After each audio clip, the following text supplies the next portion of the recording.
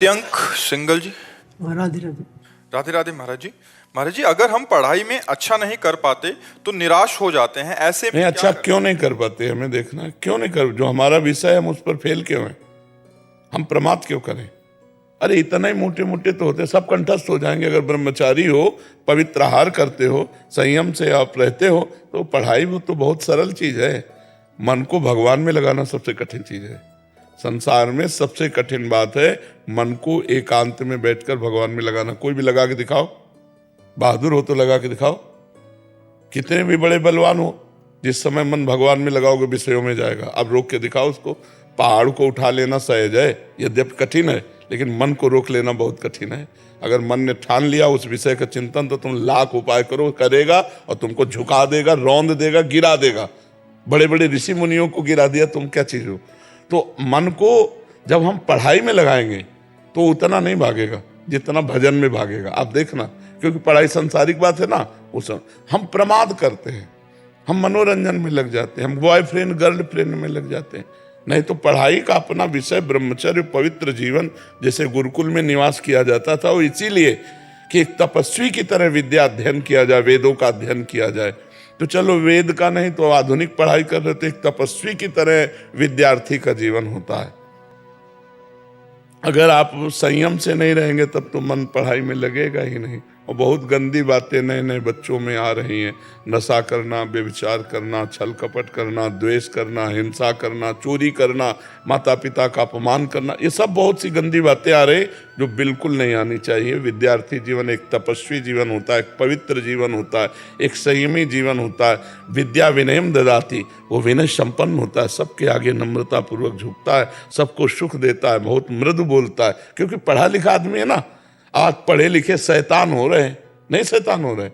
हम नौकरी मिल रही तो कहीं किसी माताओं बहनों की जंजीरें खींच रहे हैं, कहीं किसी की चोरी कर रहे हैं, कहीं कोई ड्रग्स ले रहा है, कहीं कोई नशा कर रहा है। तो उद्दंडता ही थोड़ी हमारे जीवन का लक्ष्य। हमारे जीवन का लक्ष्य महान बनना। तो महान बनने के लिए हमें तपना पड़ेगा, हमें कष्ट सहना पड़ेगा।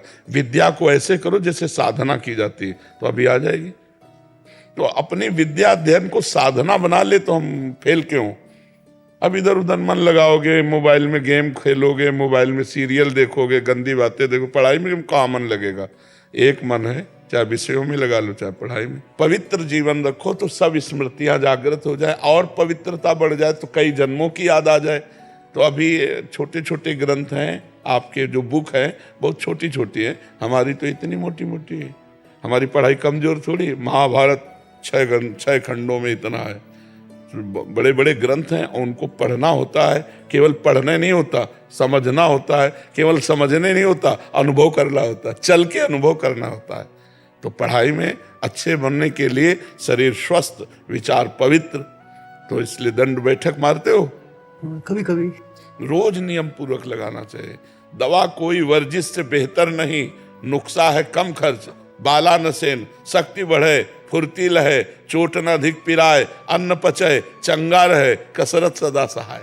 दंड बैठक मारे तो थोड़ा व्यायाम करो, दौड़ करो 1-2 किलोमीटर, और फिर प्राणों का संयमन करके और फिर पढ़ाई में बैठो तो तुम्हारा दिमाग काम करे।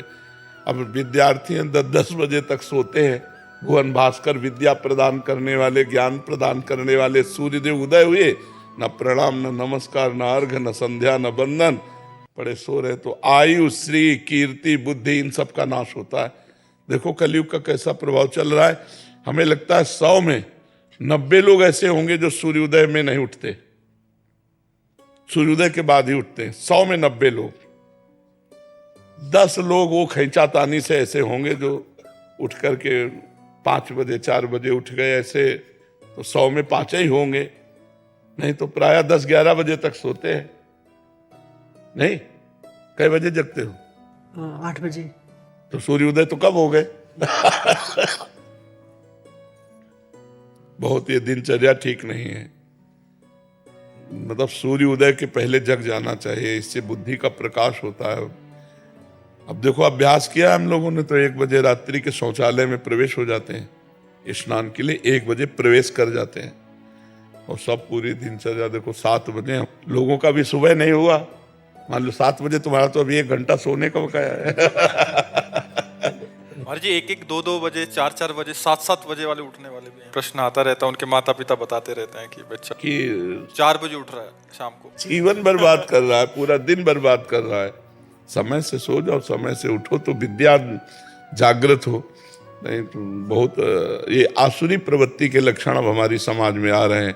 रात को जगते हैं महाराज जी, रात को जगते हैं। पूरी रात मोबाइल हो, इधर उधर गंदी बातें, और दिन में सोए तो फिर ठीक बात नहीं। समय रखो, सही ढंग से अपने समय को काटो, अच्छे आचरणों में काटो, अच्छे ग्रंथों के पढ़ने में काटो, परोपकार करने में काटो तो बात है। अब इधर उधर घूम रहे हैं 12-1-2 बजे 3 बजे तक, और फिर शयन किए तो 10 घंटा सोए, वो जीवन ठीक नहीं।